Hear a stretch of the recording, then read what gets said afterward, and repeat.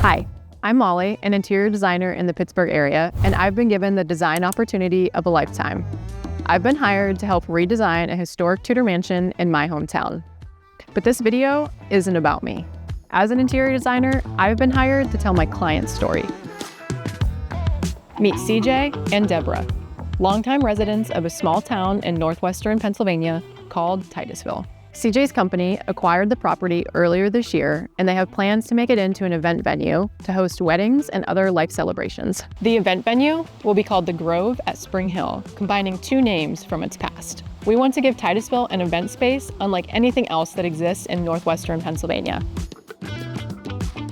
CJ has a lot of love for Titusville and its history, and this home is his passion project. One of my favorite things to do would be to see old photographs and be able to say, that was right there. Mm-hmm. You gotta stand like right hold there it up where that and picture was. Yeah, like stepping back. Keep going back there. Yeah, and having that stuff in the house to be able to reach back into the history of the house, it almost makes you feel like you've lived that long. You get camera shy? No. Stage fright? No. Stage fright maybe, camera shy no. I'm a trained actor. I mean, I get nervous like when I speak to large groups of people, but you wouldn't know it. When like, it's your I'm own nervous. words. Yeah, like I'm nervous, but people can't tell that I'm like shaking. So it's fine. I'm not nervous at all. Like when he leaves after they anyway, not what we're talking about. So tell me why Titusville? Why the Grove? How did this idea become reality? Well, Titusville, because I was born here. Yes. And I was raised here. In this house in particular, because I grew up one house down that way. And I had friends who lived in the carriage house. Yes. And every day I would run up through this yard and hide from Mr. McKinney. Was he the get off my lawn guy? Well, I thought he was back in the day, but yeah, it turns out as a kid, he just yelled at me when I was playing in the pond. Oh. In the koi ponds, because he didn't want me to flip over in it and drown. Yeah. So he was really being a nice guy. I was going to say, I thought he was going to be scratchy concerned about the fish or something. No, he was actually concerned about your well-being. He was a good man.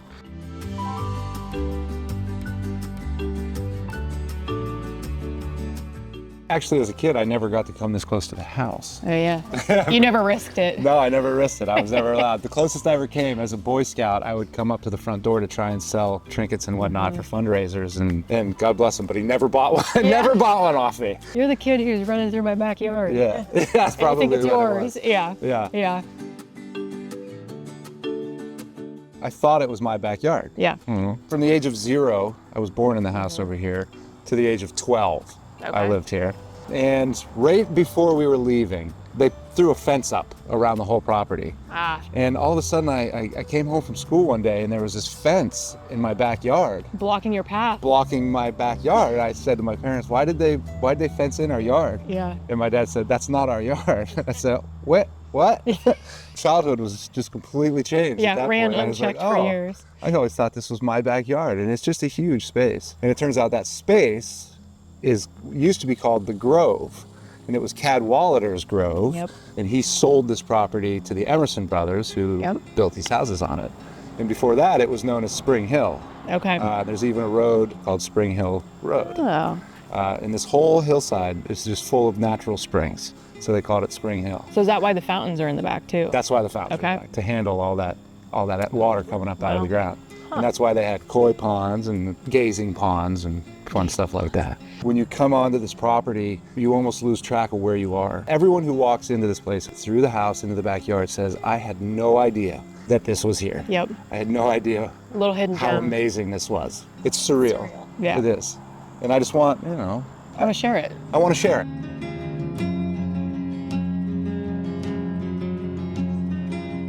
One thing you have to understand about Titusville is it used to be incredibly wealthy. It was the birthplace of the American oil industry, and for a while turned Titusville into a complete boomtown. Over time, reserves became harder and harder to reach, meaning a lot of the wealth left the area, leaving few to maintain these beautiful homes. We're in this period again of revitalization and growth in Titusville.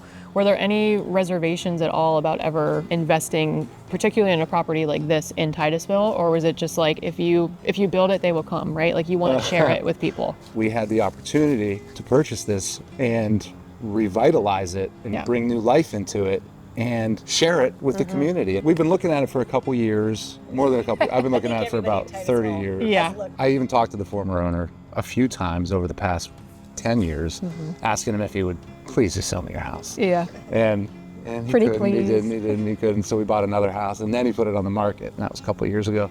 What if? And then we heard it might be getting sold, and it spooked me. So I told Debbie I'm going to meet with Tom, and she said, "Oh, you got to get me pictures of that house." And I said, "Debbie, I'm not pulling my camera out in a business meeting taking pictures of the guy's house." Yeah. My wife asked for pictures, So you know? what do you look for in a net margin? Where do you like your capital investments? Yeah. So I rang the doorbell, and as I did, I started my video on my phone. And I was just kind of standing around, and Tom came to the door, and he took his hand, came walking in with my phone, turned out, and just was taking videos of the house. And as I was doing it, I was thinking, oh, Debbie's going to love this.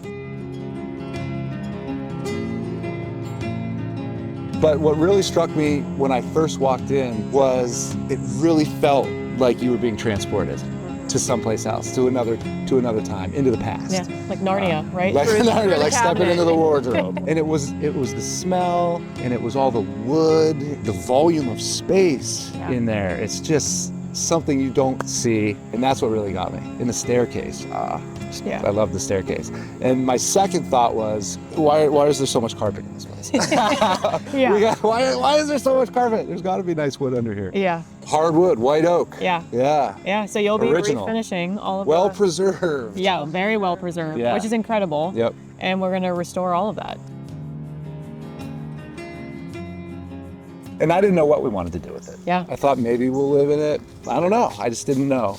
Have you guys always been interested in event planning? Well, not that we've been interested in event planning, but we kind of found our way into that business. During COVID, we didn't have anywhere to have our company party, so we were going to have our party at the equipment rental facility, but we needed to rent a tent to fit everybody.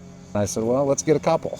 So we got into the event rental space that way, and then we bought the chairs and the tables. And then we were looking for a piece of land where we could set a tent and have people use the tent if they didn't have a big enough property. We got our hands on an old Girl Scout camp over by 2 Mile Run between here and Franklin, and we're converting that into a wedding venue. Titusville doesn't have anything like this available to the public. I mean, sure, people have their private homes, but to be able to share this and share the story and the history of Titusville and why this home even exists is the whole point. Yeah, so what's the first event we're going to have here? My son was going to get married. Hopefully this patio here can be done, and then it'll be cleared out here. You can have seating out here, and the wedding can occur here with a nice backdrop. That would be perfect. Yeah. Good trial run, and we'll have the designs done and installed. It's the goal. The renovation is well underway. And while the furniture and rugs and draperies and everything else I'm providing won't come until next year, a lot of the critical decisions about the venue are being made now. That was the only reason you're killing me, because it's symmetrical. We're gonna do the ceiling in here. Let's do like a pretty ceiling. It like charm it up. Not coffered.